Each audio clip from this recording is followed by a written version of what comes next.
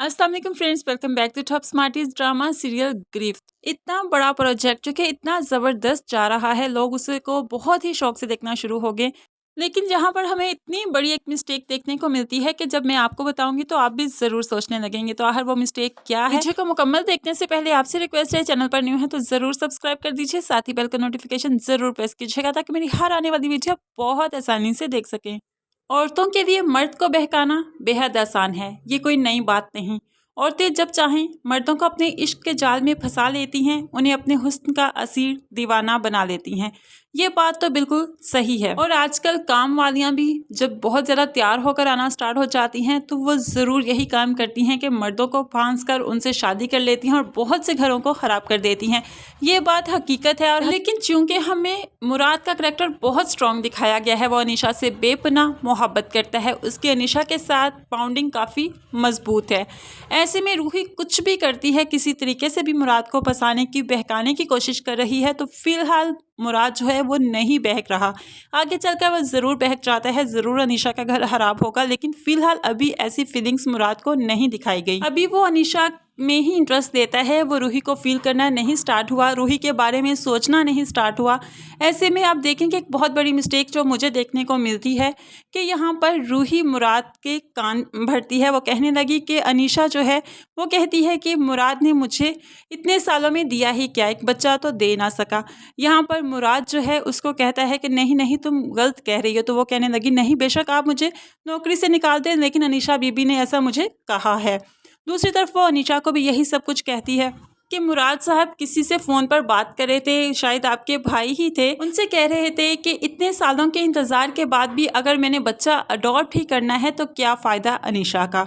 ऐसे में इन दोनों को अपनी अपनी जगह पर यह भड़का देती है, इन दोनों को एक दूसरे के खिलाफ कर देती है।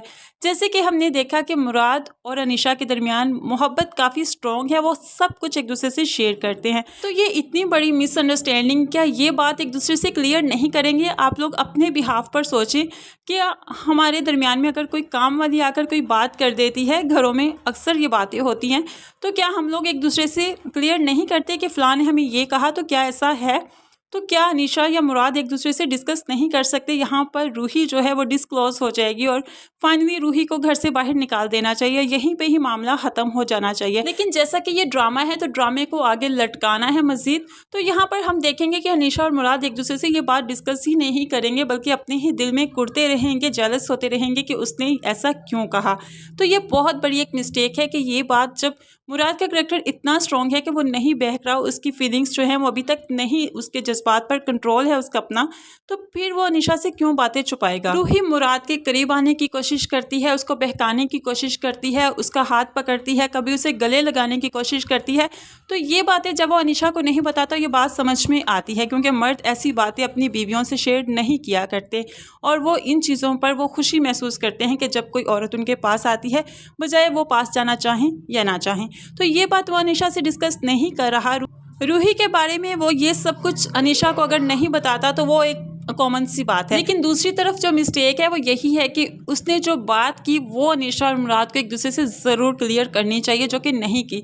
अच्छा, टेज़र में हमने ये भी देखा कि अनीशा जो है वो इनकी बातें सुन रही है और रूही और मुराद एक दूसरे के काफ़ी नज़दीक आ चुके हैं कि यहाँ पर रूही उसको ये भी कह देती है कि अनीशा को डिवोर्स दे दो और मुझसे शादी कर लो। अनीशा आगे होकर यहाँ पर रूही को मारेगी थप्पड़।